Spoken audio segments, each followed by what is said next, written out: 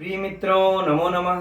संस्कृत कौमुदी में आप सभी लोगों का स्वागत है। मित्रों, हम लोग राजस्थान लोक सेवा आयोग अर्थात आरपीएससी सेकेंड ग्रेड शिक्षक भर्ती के पाठ्यक्रम के अनुसार प्रत्यय का अध्ययन कर रहे हैं और आरपीएससी के पाठ्यक्रम में पूर्व कृदंत से जितने भी प्रत्यय थे मित्रों, हम लोग उसका अध्ययन कल की कक्षा तक कर चुके हैं और अब आज की कक्षा में उत्तर कृदंत के अंतर्गत जो भी प्रत्यय आते हैं अब उसका अध्ययन किया जाएगा। तो उत्तर कृदंत में मित्रों सबसे पहले जो पहला सूत्र है लघु सिद्धांत कौमुदी में हम लोगों को यह सूत्र प्राप्त होता है और इस सूत्र से तुमुन और ड़ौल प्रत्यय का विधान किया जाता है। तो सबसे पहले हम लोग आज की कक्षा में इन प्रत्यय को देखते हैं, तत्पश्चात क्रमशः आगे बढ़ा जाएगा। तो हम लोग मित्रों अब सबसे पहले हम लोग इस तुमुन और ड़ौल प्रत्यय के बारे में जो सामान्य जानकारी है, परीक्षा के लिए महत्वपूर्ण है, उसको देख लेते हैं, फिर सूत्र के अनुसार इसको सिद्धि किया जाएगा। तो एक तरफ मित्रों हम लोग पहले तुमुन लिख लेते हैं, दूसरी तरफ लिख लिया जाए ड़ौल, है ना। ठीक, अब तुमुन प्रत्यय में मित्रों आप लोग जानते हैं कि न का इट संज्ञक हो करके, है ना, हलंत्यम से तस्य लोप से लोप हो जाता है। अब इसके बाद मित्रों इसमें बच जाता है कहले ऊं, तो यह मित्रों उच्चारणार्थक है, इसलिए सिर्फ हम लोगों को क्या तुमुन प्रत्यय से बचता है, सिर्फ मित्रों तुम बच जाता है ना, यह तुम ही रहता है। ठीक, अब इसके बारे में मित्रों जो सबसे महत्वपूर्ण जानकारी है परीक्षा के लिए वह यह है कि एक सूत्र आता है कृन्मे जन्तः। कौन सा सूत्र? कृन्मे जन्तः। इस सूत्र को आप सभी लोग जानते होंगे, यदि नहीं जानते होंगे तो आप लोग यह कृन्मे जन्तः सूत्र आप लोगों को दिया होगा 369-70 के लगभग में लघु सिद्धांत कौमुदी में, आगे पीछे देख सकते हैं इसको। ठीक, तो यह सूत्र कहता है कि कृत, अब इसी जगह देख लेते हैं मित्रों, सिद्धि में भी इसकी आवश्यकता पड़ेगी तो यहीं पर देख लेते हैं, सिद्धि में बस बोल करके हम लोग निकल जाएंगे, है ना। यह कहता है कि कृत प्रत्यय हो, कृत प्रत्यय का म एच अंतः, यानी कि म हो फिर एच प्रत्याहार का कोई वर्ण हो, अंतः अर्थात अंत में, कि अंत में यदि मकार मिल जाए, एच प्रत्याहार का वर्ण यदि कोई मिल जाता है तो उसकी यह अव्यय संज्ञा कर देता है। क्या कर देता है मित्रों? अव्यय संज्ञा। तो यह परीक्षा के लिए बहुत बहुत महत्वपूर्ण है। ठीक, कैसे परीक्षा में प्रश्न पूछेगा पहले उसकी भी यहीं पर चर्चा हम लोग कर लेते हैं। मान लेते हैं परीक्षा में आप लोगों को प्रश्न पूछ दिया कि द्रष्टुम, इसमें इसकी जो है, इसमें है ना, इसकी किस सूत्र से अव्यय संज्ञा हुई है, किस सूत्र से अव्यय संज्ञा हुई है, मित्रों पूछ चुका है यह प्रश्न, ठीक है ना, इसलिए एकदम महत्वपूर्ण याद रखिएगा। तो कृन्मे जन्तः से इसकी अव्यय संज्ञा हुई है, राइट। या फिर परीक्षा में आप लोगों को इस प्रकार से पूछ दे, द्रष्टुम दे दे, है ना, कृत्य दे दे, कृत्य देते, ठीक, पठितः दे दे, इस प्रकार से मित्रों अगर आप लोगों को विकल्प दे देगा और पूछ देगा कि इसमें से कौन सा अव्यय है, इसमें से कौन सा अव्यय है, तो मित्रों द्रष्टुम अव्यय है, राइट। तो इस प्रकार से कई बार परीक्षाओं में प्रश्न पूछा जा चुका है और पूछा जा सकता है, तो ये चीज हम लोगों को मित्रों याद कर लेना है।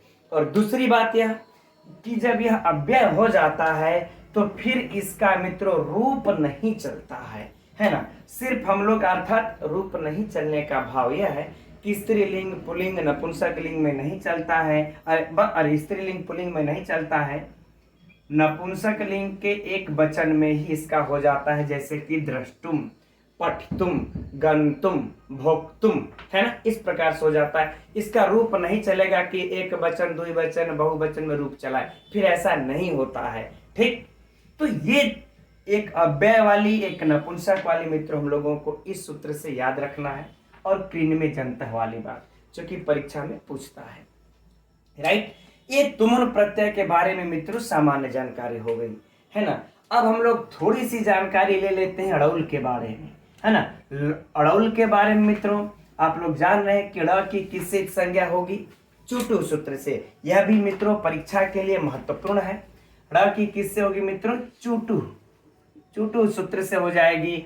और चूंकि टठ डढ़ हो जाएगा। और ल की हलंत्यम सूत्र से एक संज्ञा हो करके क्या हम लोगों को बचता है, यहाँ पर चूटू रहेगा मित्रों इस तरह से, है ना। अब हम लोगों को क्या बच जाता है, सिर्फ ऊ बचता है। इसमें क्या बचता है, ऊ। और फिर मित्रों आप लोग जानते हैं कि यू को योर ना को सूत्र से क्या हो जाता है, अक आदेश हो जाता है। क्या हो जाता है, अक आदेश हो जाता है, राइट, अक हो जाता है ना। अब मित्रों हम लोग पूर्व कृदंत में भी पहला सूत्र इस ड़ौल को पढ़ चुके हैं ना, ड़ौल त्रिचव सूत्र से, लेकिन यहाँ पर उत्तर कृदंत में पुनः भी आया हुआ है। तो वहां पूर्व कृदंत में आने का और फिर उत्तर कृदंत में इस सूत्र में आने के षड़ौल का क्या उद्देश्य है मित्रों, क्या कारण है, या सिद्धि में बड़ा विस्तृत हम आप लोगों को ये बताएंगे। फिलहाल इसको यहाँ रहने देते हैं, ठीक। तो ये मित्रों हो गई सामान्य जानकारी, ठीक। अब हम लोग चलते हैं सूत्र के अनुसार इसकी सिद्धि करते हैं। ये आप लोगों के लिए नोट करना होगा तो नोट कर लीजिएगा। तो अब मित्रों हम लोग देखते हैं इस सूत्र के अनुसार तुमुन और ड़ौल प्रत्यय का विधान करके इसकी सिद्धि करते हैं। तो एक बार हम लोग इसको पढ़ लिया जाए। कह तुमुन ड़ौल क्रियायाम क्रियार्थायाम, अर्थात कि तुमुन और ड़ौल यानी धातु से तुमुन और ड़ौल प्रत्यय हो, धातु से तुमुन और ड़ौल प्रत्यय हो, लेकिन कंडीशन क्या रखते हैं, कह रहे कि क्रियायाम क्रियार्थायाम, अर्थात कह रहे कि क्रियायाम मित्र सप्तमी एक वचन है, अर्थात क्रिया के, कैसे क्रिया के, तो क्रियार्थायाम यानी कि क्रियार्थक क्रिया के उपपद रहते, क्रियार्थक क्रिया के समीप में रहते, या क्रियार्थक क्रिया जब पास में उच्चरित हो तो धातु से ड़ौल प्रत्यय हो। अब मित्रों इसको आप लोग इस तरीके से हम लोग समझ सकते हैं, ठीक। थोड़ा सा समझने में इसको समस्या हो तो करे धातु से ड़ौल प्रत्यय हो। अब यहाँ पर मित्रों देखिए कोई कंडीशन नहीं रखते हैं कि धातु कैसी हो, बस कह धातु से ड़ौल प्रत्यय हो। लेकिन आगे जो कंडीशन रख देते हैं, कहते हैं कि क्रियार्थक क्रिया, एकदम नोट कर लीजिएगा मित्रों, धातु से ड़ौल प्रत्यय हो, लेकिन जब क्रियार्थक क्रिया पास में उच्चरित हो, क्रियार्थक क्रिया पास में उच्चरित हो, क्रियार्थक क्रिया पास में उच्चरित हो, राइट। अब ये तो बातें हम लोगों को समझ में आ गई, लेकिन ये क्रियार्थक क्रिया क्या है ये तो हम लोगों ने हिसाब जाना ही नहीं है ना। तब चलिए देखते हैं क्रियार्थक क्रिया किसको कहते हैं। तो मित्रों देखिए, जिस क्रिया की सिद्धि के लिए, पहले परिभाषा सुन लीजिए फिर उदाहरण से समझेंगे, कि जिस क्रिया की सिद्धि के लिए कोई दूसरी क्रिया की जाती है तो वह दूसरी क्रिया इस पहली क्रिया की क्रियार्थक क्रिया कहलाती है, ठीक मित्रों। एकदम नोट कर लीजिए, मैं पुनः बोल दे रहा हूं, है ना। एकदम क्रियार्थक क्रिया का सटीक यही परिभाषा है कि जिस क्रिया की सिद्धि के लिए यदि कोई दूसरी क्रिया की जाती है तो यह दूसरी क्रिया पहली क्रिया की क्रियार्थक क्रिया कहलाती है, राइट। जैसे मित्रों उदाहरण में देखिए कि भोक्तुम व्रजति, है ना, भोक्तुम व्रजति, ठीक। अब हम लोग इसका हिंदी भी लिख लेते हैं मित्रों कि खाने के लिए जाता है ना। तब आप लोगों को स्पष्ट समझ में आएगा, खाने के लिए, यहां बल्कि लिखते हैं, इसको यहां पे छोड़ देते हैं, खाने के लिए जाता है, खाने के लिए जाता है। अब यहां पर मित्रों आप लोगों को नहीं समझ में आया होगा तो एकदम स्पष्ट हो जाएगा, ठीक। अब देखिए यहां पर मित्रों हम लोगों को दो क्रिया समझ दिख रही है ना, एक तो क्रिया हम लोगों को यह खाना दिख रहा है और एक क्रिया जाना दिख रहा है, दोनों क्रिया है ना। लेकिन खाने के लिए इस क्रिया की सिद्धि के लिए यह दूसरी क्रिया की जा रही है ना, खाने के लिए जा रहा है भाई, अभी तो हम जा ही रहे हैं ना, लेकिन क्या करने जा रहे हैं, खाने के लिए जा रहे हैं। तो मित्रों इस खाने की क्रिया की सिद्धि के लिए यह दूसरी क्रिया की जा रही है ना, तो यह दूसरी क्रिया हो गई, यह दूसरी क्रिया, राइट। तो यह दूसरी क्रिया हो गई, तो यह पहली क्रिया हो गई, कौन, ये वाली, ये मत याद रखिएगा कि यह खाएगा तो बाद में, पहले तो जा रहा, ऐसा नहीं सोचना है ना। जिस क्रिया की सिद्धि के लिए कोई क्रिया की जाती है, अर्थात जो दूसरी क्रिया होती है, यही मित्रों पहली क्रिया की क्रियार्थक क्रिया कहलाती है। तो यह कौन सी क्रिया हो जाएगी? क्रियार्थक क्रिया, राइट, क्रियार्थक क्रिया। हो गई बातें समझ में? सिंपल सी बात है ना। तो यदि यह क्रियार्थक क्रिया पास में हो, यह क्रियार्थक क्रिया पास में उच्चरित होती है, तब यह वाली जो क्रिया अर्थात जो धातु होती है, इसी धातु में, इसी क्रिया में मित्रों हम लोग तुमुन प्रत्यय लगा देते हैं। कौन सा प्रत्यय लगा देते हैं? तुमुन प्रत्यय लगा देते हैं। बहुत सिंपल सी बात। तो एक क्रियार्थक क्रिया भी मित्रों समझ में आ गई है ना। फिर से समझ लेते हैं कि यहाँ पर खाना जो है यह पहली क्रिया है, और इस खाने के लिए, इस खाने की क्रिया की सिद्धि के लिए यह दूसरी क्रिया की जा रही है कि भाई हम जाएंगे तब तो खाना खाएंगे। तो जब हम जाएंगे तो ये जो दूसरी क्रिया की जा रही है यही क्रियार्थक क्रिया है, और यह जब पास में रहेगी तो पूर्व वाली जो क्रिया अर्थात पहली क्रिया जो होगी उसमें हम तुमुन प्रत्यय लगा देंगे। अब मित्रों एक चीज और समझने के लिए जान लीजिए कि तुमुन प्रत्यय हमेशा जो बाद में होती है, यानी जो क्रिया बाद में हम करने वाले होते हैं उसी में लगती है। कर छोड़ देते हैं। अब तो आप लोगों को समझ में आ गई। तो देखिए, भोक्तुम व्रजति, खाने के लिए जाता है, तो हम खाने में तुमुन प्रत्यय लगा दिए, राइट। अब हम समझते हैं कि यहाँ पर आप लोगों को समझने की कोई अब न समझने जैसी कोई बात नहीं रह गई। ठीक, अब हम लोग आगे बढ़ते हैं मित्रों। अब इसके उदाहरण जो आप लोगों के पुस्तक में उदाहरण में ये दिया होगा, पुस्तक में उदाहरण, अब उसकी सिद्धि को देखते हैं। तो इस सूत्र के लिए मित्रों आप लोगों के पुस्तक में जो उदाहरण दिया है, जो मिलता है, वह क्या है? कृष्णम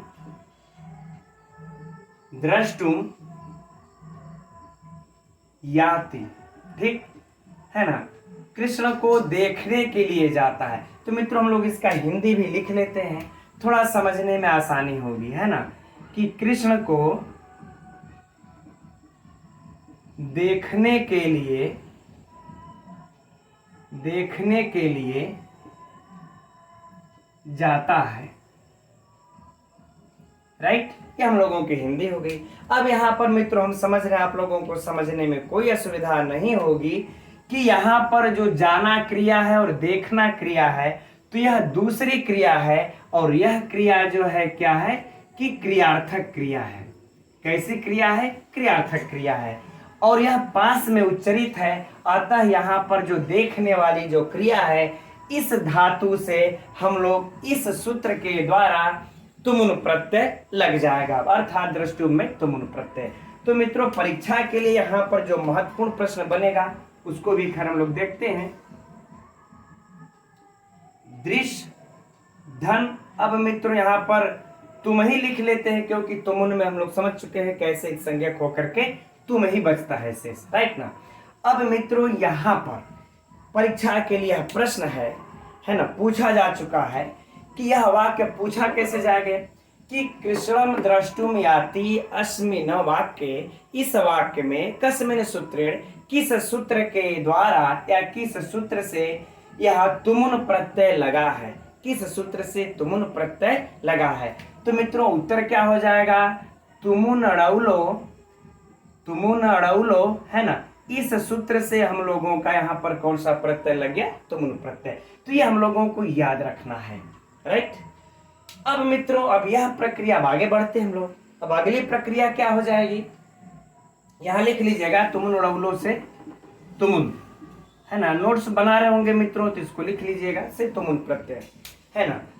अब हम लोगों का अगला क्रिया जो इसमें होगी मित्रों, यह जान रहे होंगे आप लोग कि यह त कैसा प्रत्यय है? वलादि प्रत्यय, वल इसके आदि में है, और दृश्य हमारी धातु कैसी है? सेट धातु है, तो अर्थात हमारा इट का आगम होगा, है ना। आर्ध धातु का सेड वलादि सूत्र से इट का आगम यहाँ पर प्राप्त होगा, किंतु एकाच उपदेश से अनुदाता से एकाच होने के कारण इस धातु को इट का निषेध हो जाएगा मित्रों, है ना। तो इट का आगम नहीं करना है, लेकिन हम चर्चा इसलिए कर लिए ताकि हम लोगों को हर सिद्धि में यह याद रहे कि हवलादि प्रत्यय है, सेठ धातु है, तो इट का आगम करना है, भले वह निषेध हो जाए, लेकिन हम लोगों का ध्यान एक बार उधर जाना चाहिए। ठीक, तो निषेध हो गया तो बात भी खत्म कर देते हैं। लेकिन मित्रों इसकी सिद्धि में चलेंगे तो थोड़ी सी लंबा जाना पड़ेगा, है ना। लेकिन कल मैंने शॉर्टकट में थोड़ा सा पढ़ा दिया था, तो दीपा बहन का मैंने कमेंट देखा कि सर आप शॉर्टकट में पढ़ा रहे, समझ में नहीं आ रहा है। तो मित्रों देखिए, कुछ लोग होते हैं कि इस प्रकार से सिद्धि के अनुसार नहीं पढ़ना चाहते हैं, तो इसलिए मैं कभी कभी शॉर्टकट लगा देता हूँ। लेकिन चलिए, इसकी सिद्धि थोड़ी सी लंबी जाएगी, लेकिन देख लेते हैं एक बार, है ना। तो दृश धन तुमुन हो गया। अब यहाँ पर मित्रों एक सूत्र आता है, तो पहले हम लोग सूत्र को ही लिख लेते हैं, ठीक है ना। यहाँ पर जो एक सूत्र आता है, सृजी दृशो, इसको नोट कर लीजिएगा मित्रों। आप हम संख्या भी हम लिख देंगे, ठीक।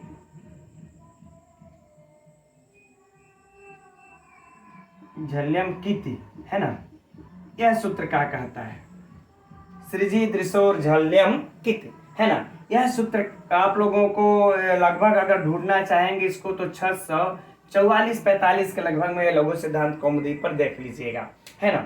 यह सूत्र कहता है कि देखिए, दृश्य धातु यदि हो तो कह रहे उसके बाद अम का आगम हो। दृश्य धातु के बाद अगर यह प्रत्यय हो तो अम का आगम हो, तो हम लोग बस इतना ही समझते हैं कि इस सूत्र से अम का आगम हो गया। किसका आगम? अम का आगम, ठीक है ना। लेकिन अब अम का आगम इसमें कहाँ करना है, इसके लिए मित्रों एक अलग सूत्र चला आता है यहाँ पर, है ना। यह सूत्र आ जाता है मिदचोन त्यात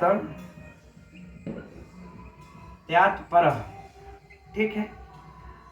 इसका संख्या लगभग मित्रों है आप लोगों का 240, है ना। यह इसलिए लिख दे रहे हैं मित्रों, कभी कभी लिखने में हो सकता है सूत्र मुझसे त्रुटि हो जाए, क्योंकि ध्यान ही है, कभी इधर उधर चला जाता है तो हो जाता है। जैसे कल ही के ये कक्षा में जब हम नदी का रूप चला करके हम लोग जब क्षत्रिय अक्षत्रिय प्रत्यय लिख रहे थे, तो उसमें द्वितीया के द्विवचन में विसर्ग लगा दिया था, त्रुटि हो गई थी, ठीक। तो आप लोग देख सकते हैं। तो ये सूत्र कहता है कि अंत्यात पर, अंतिम अक्ष के उससे जस्ट पहले होना चाहिए इस अम का आगम।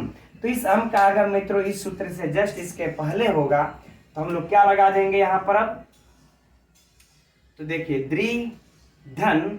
अब यहाँ पर अम का जब आगम हो जाएगा मित्रों इस सूत्र से, और इस सूत्र के द्वारा श से जस्ट पहले होगा, क्योंकि कह रहे हैं कि जो अंतिम होगा उसी के जस्ट आपको मतलब इसके अंतिम करें, जो अचो अंत्यात पर, यानी जो अंतिम अच होगा उसी के जस्ट बाद में होगा। तो हमारा अंतिम अच री है, इसी के जस्ट बाद में हम कर देंगे, अर्थात इस व्यंजन से ठीक पहले। तो द्रि धन अम। अब इसके बाद अब जान ही रहे आप लोग, इस माँ का एक संज्ञक होकर के मित्रों लोप होकर के क्या बचेगा, महज अ बचेगा, हम लोग ही रहने देते हैं। इसके बाद क्या हो जाएगा, श, फिर क्या है तुम। यहां तक तो मित्रों समझ में आ गया। अब यहां पर हमारा देखिए जो प्राप्त हो रहा है कि री है फिर अ है, तो री के बाद यदि अ आता है तो मित्रों कौन सा सूत्र लग जाता है संधि में, इको एड़ची। तो इसको इको एड़च से मित्रों रपर आदेश हो जाएगा, और जब रपर हो जाएगा तो क्या हो जाएगा, दृश। क्या हो जाएगा, दृश, ठीक। अब दृश धन तुम, अब यह बन गया हम लोगों का। अब यहां पर मित्रों एक सूत्र और आ जाता है, वह सूत्र भी नोट कर लीजिए। भ्रश्च भ्रश्च भ्रज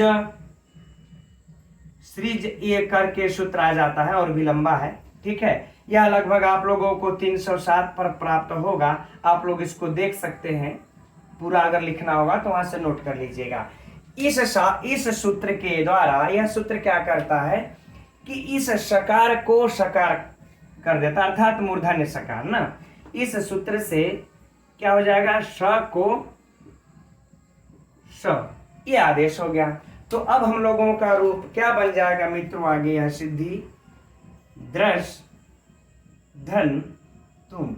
बड़ा आनंद आता है मित्रों व्याकरण को इस प्रकार से हल करने में, ठीक है, आप लोग भी अगर समझते होंगे तो इसको हल करने में आप लोगों को शायद हो सकता है तो मेरे साथ अच्छा लगता होगा कुछ लोगों को। ठीक, तो दृश धन तुम। अब मित्रों यहाँ पर शकार है, यहाँ पर तकार है, तो संधि का कौन सा नियम काम कर जाएगा? इष्टुनाष्टु, है ना। कौन सा सूत्र मित्रों? इष्टुनाष्टु। ठीक, अब यह इष्टुनाष्टु क्या करता है सूत्र? आप लोगों को कहने की जरूरत नहीं कि सकार के बाद तकार को टकार कर देता है। अब कहने की यहाँ पर कोई आवश्यकता लिखने की नहीं है। तो यहाँ पर मित्रों अब टकार होकर के क्या हो जाएगा? द्रष्टुम, सीधे सीधे कर लेते हैं, द्रष्टुम, है ना। अब मित्रों ये हम लोगों का रूप बन गया, है ना। तो अब क्या करेंगे हम लोग यहाँ पर कि शु आदि की उत्पत्ति कर लेंगे। लेकिन जैसे ही शु आदि की उत्पत्ति करेंगे हम लोग मित्रों, वैसे ही जो सूत्र हम लोग पढ़े थे अभी, कृन में जंतः, यह सूत्र आकर के यहाँ पर उपस्थित हो जाएगा और कहेगा कि यह कृन में जनता से इसकी अव्यय संज्ञा हो जाती है। किसकी? इसकी अव्यय संज्ञा, इस द्रष्टुम की अव्यय संज्ञा हो जाती है। और जैसे ही इसकी अव्यय संज्ञा होगी वैसे ही अव्ययादाप सुपः सूत्र आकर के लग जाएगा। कौन सा सूत्र मित्रों? अव्ययादाप सुपः। ठीक, अब इस सूत्र से क्या हो जाएगा? शु का लोप, शु का लोप, है ना। और कृन में जनता से क्या हुआ था मित्रों? मतलब द्रष्टुम की अव्यय संज्ञा, अव्यय संज्ञा। ठीक, नोट कर लीजिएगा। तो इसके शु के द्वारा इस शु का लोप हो जाएगा। तो जब इसका लोप हो जाएगा तो बात ही खत्म, हम लोगों का क्या बचेगा? सिर्फ द्रष्टुम, द्रष्टुम, है ना मित्रों। तो ये हम लोगों का रूप बन गया। ठीक, अब यह नपुंसक लिंग के एक वचन में रहेगा मित्रों, इसका रूप चलना है नहीं। तो चाहे हम लोग कह लें इसको कि द्रष्टुम व्रजति, है ना, द्रष्टुम व्रजति, भोक्तुम व्रजति, है ना, या फिर कह रहे रक्षितुम धावति, कोनो भी तुम प्रत्यय लगा दो, उसमें कोई फर्क पड़ने वाला नहीं है। तो ये रहा मित्रों हम लोगों का तुमुन प्रत्यय। हम समझ रहे हैं कि अब एक तुमुन प्रत्यय की थोड़ी इसकी सिद्धि, सबकी सिद्धि इतनी लंबी नहीं जाएगी, इसकी सिद्धि थोड़ी सी इतनी लंबी चलेगी। तो हम समझते हैं मित्रों समझ में आ गया होगा, और इसका स्क्रीनशॉट लेना चाहेंगे तो आप लोग ले सकते हैं। अब हम लोग आगे बढ़ते हैं। तो मित्रों हम लोग अभी इस तुमुन प्रत्यय का उदाहरण देखे हैं। रौल प्रत्यय का उदाहरण देखना तो अभी शेष है, तब इस प्रत्यय का भी उदाहरण देख लेते हैं। और हम लोगों के पुस्तक में उदाहरण इसके रूप रौल प्रत्यय का जो उदाहरण मिलता है वह है कृष्णम दर्शको याति। बस तुमुन प्रत्यय से थोड़ा सा भिन्न। तुमुन प्रत्यय में क्या है? कृष्णम द्रष्टुम याति, और यहाँ पर है कृष्णम दर्शको याति, अर्थात दर्शक याति। ठीक, हिंदी भी इसका देख लेते हैं, वही हो जाएगा। कृष्ण को देखने के लिए जाता है या फिर कृष्ण को देखने वाला जाता है। अब मित्रों यहाँ पर आप लोगों को यह जाना और देखना दो क्रिया, और यह क्रियार्थक क्रिया पास मुच्चरित है, तो इस धातु से, दृश्य धातु से रौल प्रत्यय होगा। यह समझने में जरा भी कठिनाई नहीं होगी। ठीक, तो हम लोग लगा लेते हैं इस दृश्य धातु से कौन सा प्रत्यय? रौल प्रत्यय। अब मित्रों यह आप लोगों के परीक्षा के लिए महत्वपूर्ण प्रश्न हो गया। ठीक, कि कृष्णम दर्शको याति, इस उदाहरण में दर्शक में जो रौल प्रत्यय हुआ है किस सूत्र से हुआ है मित्रों? तो तुमुन रौलो क्रियायाम क्रियार्था याम सूत्र से हुआ है, पूर्व की भांति जैसा हम लोगों ने अध्ययन किया था। ठीक, चलिए तो यहाँ पर इसको लिखने की कोई विशिष्ट आवश्यकता नहीं। अब यहाँ पर मित्रों हम लोग जान रहे हैं कि ल की हलंत्यम से और ड़ की चोटू से संज्ञक होकर के लोप हो जाता है, और जो ऊ बचता है ऊ को भी योनाक से अक आदेश हो जाता है। ये सरल बात है। ठीक, अब हम लोग यहाँ पर अब आगे बढ़ते हैं, यहाँ से दृश्य धन अक से। तो मित्रों यहाँ पर जैसा कि तुमुन प्रत्यय के साथ हुआ था, अम आदेश हुआ था, अब यहाँ पर तो अम आदेश होगा, अरे अम आगम हुआ था तो अब अम आगम तो होगा नहीं। लेकिन अब यह आगम नहीं होगा तो अब गुण वृद्धि का कार्य तो होगा। तो जब गुण वृद्धि का कार्य होगा मित्रों तो वृद्धि होने से रही नहीं, क्योंकि नितड़ित प्रत्यय है नहीं। यह क्या है? सार्वधातुक या आर्धातुक। तो यह आर्धातुक प्रत्यय है, तो आर्धातुक प्रत्यय के परे रहते मित्रों दो ही सूत्र गुण करते हैं, एक सार्वधातुकार धातुकयोः और एक पुगंत लघुपधस्य। तो यहाँ पर गुण कौन करेगा मित्रों? पुगंत लघुपधस्य। इस सूत्र से क्या हो जाएगा मित्रों? गुण। और जब गुण हो जाएगा तो हम लोगों का क्या प्राप्त हो जाएगा? दर्श धन अक। अब मित्रों हम लोग मिला देंगे, क्या बन जाएगा? दर्शक। ये बन गया। इसमें उस तुमुन की सिद्धि के समान कठिनाई नहीं है, सीधा सीधा बन गया दर्शक। अब हम लोग इसको कर्तृवाच्य में अगर उपयोग करते हैं तो सु आदि की उत्पत्ति करके हम लोग एक वचन में क्या बना लेंगे? दर्शक। ठीक, अभी हम लोगों का बन गया, कोई समस्या नहीं। तो हम लोगों को मित्रों जो ड़ौल प्रत्यय पढ़ना थे यहाँ फाइनल हो गया, राइट ना। लेकिन अब हम आप लोगों को मित्रों एक उसमें ले चलना चाहते हैं, कारक में भी कुछ एक्स्ट्रा जानकारी नॉलेज के लिए जो परीक्षा के लिए उपयोगी है। अभी हम लोगों ने चर्चा किया था ना कि पूर्व कृदंत में भी यह ड़ौल त्रिचौ सूत्र से ड़ौल प्रत्यय लगता है, तो वहां पे कैसे लगेगा और यहाँ पर लाने का क्या कारण है, यह जब जानना होगा तो हम लोगों को थोड़ा सा कारक में जाना पड़ेगा, है ना। कारक प्रकरण में चलना पड़ेगा। तो थोड़ी सी कारक प्रकरण की चर्चा करके हम लोग देखते हैं, लेकिन ये हम लोगों का फाइनल हो गया। ठीक, तो चलिए अब देखते हैं, इसको हटा लेते हैं। तो यहां पर मित्रों सबसे पहले हम लोग देखते हैं कृष्णम क्या है? यह कर्म है। और कर्म में कैसा कर्म है मित्रों? अनुक्त कर्म है। यह कैसा कर्म है? अनुक्त कर्म है। और अनुक्त कर्म में आप लोग जानते हैं कौन सी विभक्ति होती है?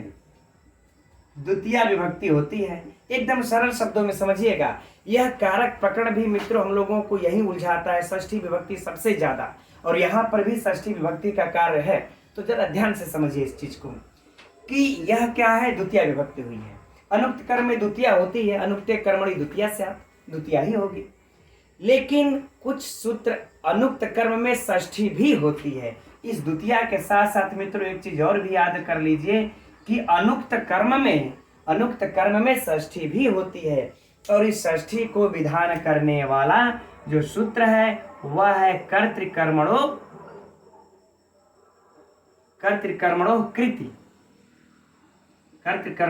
कृति। यह सूत्र करता है ना, कि यदि कृदंत प्रत्यय अगर कोई भी लगा होगा, ये कृत का प्रत्यय हो और कर्ता और कर्म के अर्थ में हो, तो उस कर्ता और कर्म मित्रों षष्ठी विभक्ति होती है। यह हमारा सूत्र कहता है। ठीक, तो यहाँ पर देखिए दर्शक में ड़ौल प्रत्यय है, तो यह कैसा प्रत्यय मित्रों? कृत का। तो कृत प्रत्यय जब यहाँ पर लगा हुआ है तो ये इसका जो कर्म है यह अनुक्त कर्म है ना, कर्मणो। तो जो यह कर्म है इस अनुक्त कर्म में द्वितीया होनी चाहिए। अरे क्या होनी चाहिए थी? षष्ठी होनी चाहिए थी, है ना। इस सूत्र के अनुसार कर्तृकर्मणो कृति सूत्र के अनुसार इस कृत प्रत्यय लगने के कारण इसके कृष्ण कर्म में अनुक्त कर्म में षष्ठी विभक्ति होनी चाहिए थी इस सूत्र के अनुसार। या आप हम लोग सीधे सीधे बस एक ही बात जानते हैं मित्रों, अनुक्त कर्म में द्वितीया होती है ना, जबकि अनुक्त कर्म में षष्ठी भी होती है, लेकिन कंडीशन है कि कृत प्रत्यय होना चाहिए, राइट। तब आप लोग सोचते होंगे तब यहाँ पर कृष्णम क्यों लगे? कृष्ण से होना चाहिए ना, तो मित्रों इसके लिए आप लोगों को सूत्र आ जाता है एक षष्ठी विभक्ति में ही, जस्ट इस सूत्र के 2-3 सूत्र आगे है ना। अकेनोर भविष्यति, अकेनोर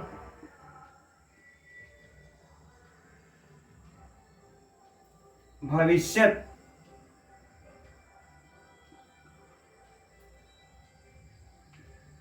भविष्यत आध मर्ण्यो, है ना। ये सूत्र, इस सूत्र को मित्रों आप लोग बहुत आराम से जानते होंगे। ये सूत्र इस प्रकार से होगा, ठीक, लिख लीजिएगा। इस सूत्र को आप लोग जानते होंगे, अकेनोर भविष्यति आध मण्यो, अर्थात करें कि जब भविष्यत अर्थ में हो, जब किस अर्थ में हो? भविष्यत अर्थ में होगा, तब कह रहे हैं कि इस अक प्रत्यय, अक यहाँ पर लिखा हुआ है ना, यहाँ पर आप लोगों को स्पष्ट दिख रहा होगा कि यदि यह ड़ौल अर्थात अक है ना, ड़ौल प्रत्यय यदि यह भविष्यत भविष्य के अर्थ में होगा तब कह रही षष्ठी नहीं होगी, तब कहते हैं षष्ठी का निषेध होगा। हालांकि आगे आधमर्ण्य का भी निषेध करते हैं, तो यहाँ पर उसका विषय है नहीं। हम लोगों का विषय है अक प्रत्यय जब भविष्य के अर्थ में होगा तो षष्ठी का निषेध हो जाएगा। जब मित्रों षष्ठी का जब निषेध हो जाएगा तो यहाँ पर देखिए हम लोगों का यह कौन सा प्रत्यय है, अड़ौल अक प्रत्यय लगा है, और यह भविष्य अर्थ में है ना कि देखने के लिए जाता है। ये भविष्य काल के अर्थ में ही है, क्योंकि हम अभी जा रहे हैं, अभी देखे नहीं है, देखने के लिए जा रहे हैं। तो मित्रों यह भविष्य अर्थ में हुआ ना, और यह अक प्रत्यय आया, तो भविष्य अर्थ में अक प्रत्यय होने के कारण इस षष्ठी का निषेध। तो जब षष्ठी का जब निषेध हो जाएगा तब उसमें कौन सी विभक्ति होगी, तो सिंपल सी बात है, अनुक्ते कर्मणि द्वितीया सास इसमें द्वितीया होगी, इसलिए यहाँ पर मित्रों कृष्णम में द्वितीया विभक्ति हो गई। राइट, नहीं तो यहाँ पर कृष्ण से बनता। आगे बातें समझ में ना, चलिए ठीक। अब देखिए, अब ये बातें आप लोगों को समझ में आ गई। ये कारक से प्रश्न था, कारक से इसमें प्रश्न पूछता है, उसकी चर्चा बाद में होगी, अभी नहीं। अब हम लोग चलते हैं वहां पर, आप लोगों को अड़ौल त्रिचव सूत्र पर लेकर के चलते हैं, क्योंकि मित्रों यह व्याकरण ऐसा चीज है ना, थोड़ा सा आगे पीछे का जब तक से ध्यान रख करके नहीं पढ़ेंगे हम लोग, समझ कंफ्यूज करता है। तो जो अड़ौल त्रिचव सूत्र है यह ठीक, तो इस सूत्र में देखिए मित्रों, इस सूत्र में बाउंडेशन नहीं है, यह वाला बाउंडेशन नहीं है, ठीक है, भविष्य अर्थ का नहीं है यहाँ पर। तो जब यहाँ पर अगर हम लोग अगर इसका करते हैं तो सीधे सीधे लिख देंगे क्या, जानते हैं कि कृष्णस्य दर्शकः, कृष्णस्य दर्शकः, ठीक है ना, कृष्णस्य दर्शकः, क्योंकि यहाँ पर जो अड़ौल प्रत्यय लगा है, अब ध्यान दीजिएगा बात को मित्रों, कि यहाँ पर जो अड़ौल प्रत्यय लगा है यह अब भविष्य अर्थ में नहीं है, यह भविष्य अर्थ में नहीं है। तो जब ये भविष्य अर्थ में नहीं है तो फिर यह प्रत्यय, यह जो सूत्र आता है कि अकेनोर भविष्य आध मण्ययोः, तो इस सूत्र के द्वारा अब भविष्य अर्थ में है ही नहीं है, तो इसका अब षष्ठी का निषेध नहीं होगा। जब षष्ठी का निषेध नहीं होगा तो तुरंत कर्तृकर्मणो कृति सूत्र आकर के तर्द यहाँ पर लग जाएगा और कहेगा कि इसके जो कर्ता हो चाहे कर्म हो, इसमें हम क्या लगा देंगे, षष्ठी। तो मित्रों यहाँ पर कृष्णस्य में षष्ठी विभक्ति हुई है ना, किस सूत्र से, कर्तृकर्मणो कृति से, और यहाँ पर कृष्णम में द्वितीया विभक्ति हुई है, अनुक्ते कर्मणि द्वितीया साथ कर्मणि द्वितीया से, ठीक। तो यहाँ पर जो अड़ौल त्रिचव आया है, तो यहाँ पर जो दर्शक दिख रहा है ना आपको, यह अड़ौल त्रिचव वाला दर्शक है, इस अड़ौल प्रत्यय के अर्थ में लगा हुआ दर्शक है ये। और जो यहाँ पर जो दर्शक आपको दिख रहा है वह जो है कि तुमुन अड़ौलो क्रियायाम क्रियार्थायाम का दर्शक है। तो जब जब इस सूत्र से इस दर्शक में अड़ौल प्रत्यय लगेगा तब तब इसके कर्म या कर्ता में द्वितीया और कर्ता में जो है कि तृतीया होगी, कर्ता में तृतीया, अनुक्त कर्ता हो जाएगा तो उसमें तृतीया हो जाएगी, जो होना होगा वो होगी, ठीक, कोई बात नहीं। और लेकिन यह जब जब दर्शक इस सूत्र से, अगर अड़ौल त्रिचव सूत्र से यदि षष्ठी अड़ौल प्रत्यय लगता है मित्रों, तो इसके कर्ता या कर्म में षष्ठी विभक्ति होगी कर्तृकर्मणो कृति सूत्र से, ठीक। तो ये डिफरेंट है मित्रों, इसको आप लोग याद कर लीजिएगा। वैसे प्राय जल्दी आप लोगों को इस तरह से कोई बताता नहीं होगा, है ना। ये तक हम समझ रहे हैं निःशुल्क का शिक्षा है, निःशुल्क में हम आप लोगों को पढ़ा रहे हैं, तो इसकी कीमत भी बड़ा कम है, लोग समझ रहे होंगे। यही पैसा अगर दे दिए होते 10-20 हजार रुपया तो थोड़ा सा इसका महत्व समझते, है ना। चलिए अच्छा ठीक है, कोई बात नहीं। अब तुमुन और अड़ौल के लिए मित्रों एक और सूत्र है, अब उसको देख लेते हम लोग। तो अब आगे मित्रों इस तुमुन प्रत्यय का विधान करने वाला एक और सूत्र यह दिया हुआ है, तो पहले इसको देख लेते हैं, फिर आगे जो पाठ्यक्रम में जो आगे जो सूत्र होगा उसका अध्ययन किया जाएगा। तो मित्रों देखते हैं, काल समय बेलासु तुमुन, है ना, बिल्कुल सरल सा सूत्र है, आसान सा सूत्र है, लेकिन महत्वपूर्ण है ना, कि काल समय बेला के उपपद रहते धातु से तुमुन प्रत्यय हो, ठीक, बिल्कुल सरल है कि काल मिले चाहे बेला मिले चाहे समय मिले, इन तीनों अगर उपपद, तीनों में से कोई भी एक उपपद में है तो धातु से तुमुन प्रत्यय लगा देना है। उदाहरण मित्रों जो पुस्तक में दिया है उसको देख लेते हैं। क्या है? कालो भोक्तुम, है ना, कालो भोक्तुम। और तीनों का अलग अलग ही देख लेते हैं। कालो भोक्तुम, समयो भोक्तुम, ठीक, चाहे फिर कह ले बेला भोक्तुम, बेला भोक्तुम। आप लोगों के पुस्तक में हो सकता है मित्र एक में भी दिया हो, कालो समयो बेला वा भोक्तुम, इस तरह से कर दिया, कोई समस्या नहीं। हिंदी देख लिया जाए तो हिंदी इसका क्या हो जाएगा कि भोजन का समय है, भोजन का समय है, हो गया, ठीक। अब यहाँ पर मित्र आप लोग देख रहे हैं कि काल के उपपद रहते जो यह धातु आई है, तो इससे कौन सा प्रत्यय हो जाएगा? तुमुन प्रत्यय। चलिए एक का सिद्धि हम लोग कर लेते हैं। सिद्धि इसकी बिल्कुल सरल है, कोई समस्या नहीं होगी। भुजधन तुमुन, है ना। अब मित्रों यहाँ पर परीक्षा के लिए प्रश्न बन जाएगा। अब पूछेगा तो इस प्रकार से पूछेगा, कालो भोक्तुम लिख करके किस कालो भोक्तुम में भुज धातु से तुमुन प्रत्यय किस सूत्र से हुआ है, यह परीक्षा का प्रश्न है। तो मित्रों किससे हुआ है? काल समय बेला सु तुमुन। हम लोग उस अभी जो अध्ययन किए उस सूत्र को भूल जाएंगे, है ना, भुजधन तुमुन। अब यहाँ पर मित्रों आप लोग जान ही रहे हैं कि इस न की संज्ञा और म में उकार का उच्चारार्थक होकर के क्या बचता हम लोगों को? तुम, राइट। अब इसमें हम लोग देखेंगे मित्रों इट इत्यादि का आगम। तो इट का आगम तो होगा, लेकिन चूंकि यह वलादि प्रत्यय है, लेकिन एकाच उपदेश अनुनादात से निषेध, कोई बात नहीं। अब गुण इत्यादि देख लेते हैं। तो मित्रों गुण तो होगा ही होगा, क्योंकि यह आर्धातुक प्रत्यय परे है, तो हम लोगों का कौन सा सूत्र लग जाएगा? अत उपधाया, है ना, नोट कर लीजिएगा आप लोग। अत उपधाया से गुण हो करके, है ना, उपधा को गुण हो करके क्या हो जाएगा? भोज, क्या हो जाएगा? भोज धन तुम। अब मित्रों यहाँ पर कौन सा सूत्र काम अब कर जाएगा आप लोगों का? चोकु,